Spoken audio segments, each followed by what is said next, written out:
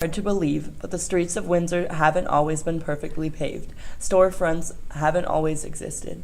Windsor began from one man. His name was J.L. Hilton in 1873. He built a small house between Fort Collins and Greeley, which became known as the Halfway House. A railroad running conveniently through the area brought more people who were interested in trade. This also made it the ideal place to live, so the population began to grow. We made our own games and stuff, kick the can and run, sheep run and hide and seek, and we always swam in the lake, on the east side of the lake. Then you'd ice skate in the winter time. Yeah, a lot of ice skating. Yeah, it froze hard enough to ice skate on the lake. People started harvesting the tremendous amounts of wheat that grew in the area. They made a huge profit, which attracted even more people. A large flour mill was built, but then later destroyed in a devastating fire. At this time, more than 20 children lived in the area that needed an education. The school was designed and built by townspeople. They called it Whitney School. It was the beginning of the Weld RE4 school district. A church was also built around this time. Reverend Samuel Asa Windsor, a visiting pastor, began giving the sermons. At the time, Windsor was still an unnamed dot on the map. Reverend Windsor jokingly suggested that if the town needed a name, they should just take his. That's where the farm town got its name, Windsor. At this point, the town was steadily growing, and overpopulation became a problem, especially within the schools. To solve the problem, a new building was established in 1904. It was called Park Elementary School. Wow, the schools. You know, when I first started, I was in Park School on 3rd Street. That's now the town hall. And we probably have as many people in our tech department as we had teachers in that whole school. Okay, that was my grade school. I attended. That used to be at one point that was the high school. Then it became the middle school.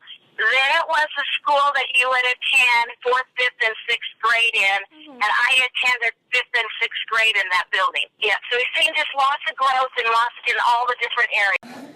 I think there were 8 of us in the whole school, from 1st grade to 8th grade.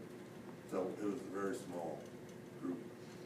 And they had a hard time. This happened during World War II when I was at grade school. They couldn't hardly find teachers to teach them, because most of the young women went off to war or worked in defense plants. And so they would find an old retired teacher. You imagine someone at 70 years old trying to take care of a bunch of young kids that are just fooling around. Look at the building closely. Do you recognize it? That's because this building, although remodeled, is currently the town hall.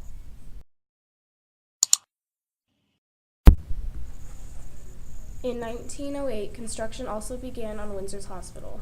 It was relatively small and wasn't a profitable organization, but met Windsor's basic needs. We were also the first small town to house its very own hospital.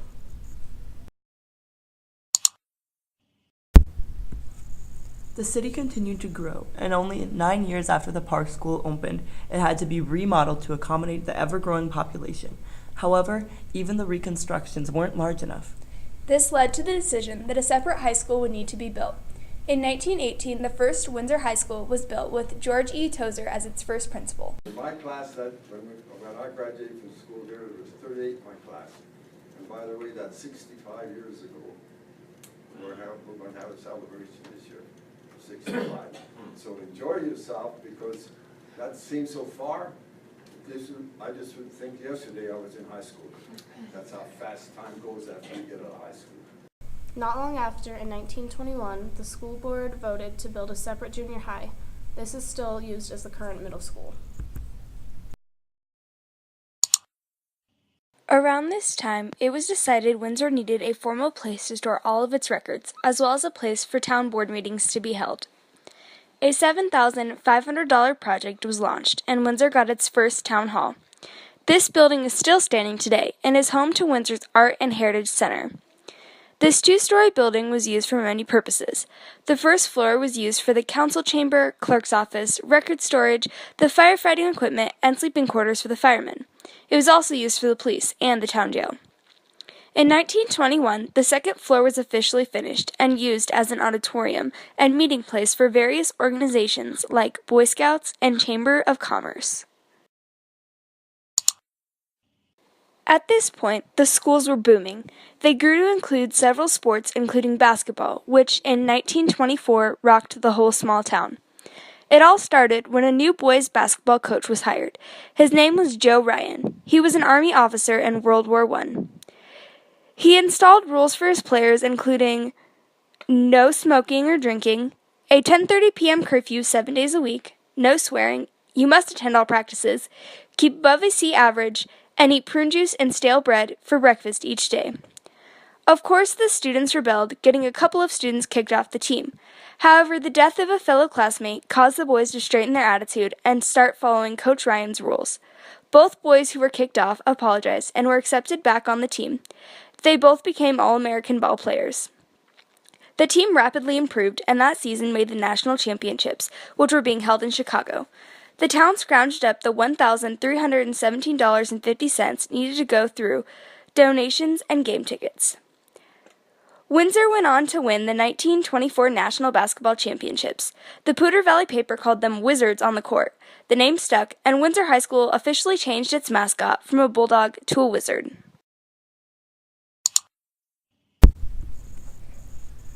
With the Wizards' successful win, word of Windsor spread and the population boomed again. This sparked another growth of the school district to include Tozer Primary School in 1961.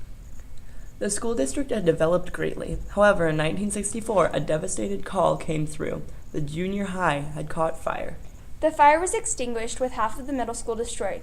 It was decided the middle school would be remodeled. It took 2 years, but the junior high was restored to its former glory.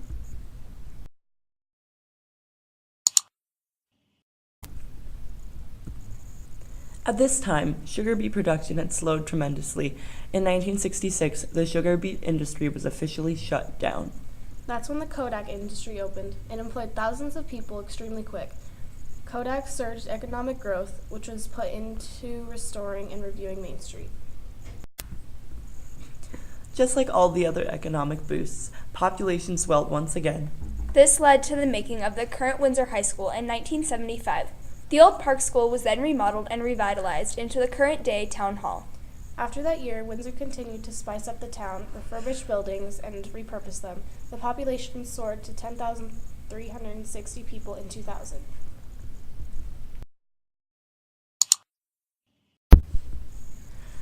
On May 22, 2008, this small town was hit with a devastating storm. A mile-long tornado ripped through the town at around noon.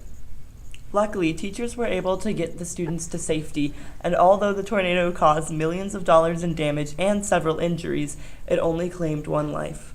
The town proved resilient once again, as everyone banded together to clean up their town.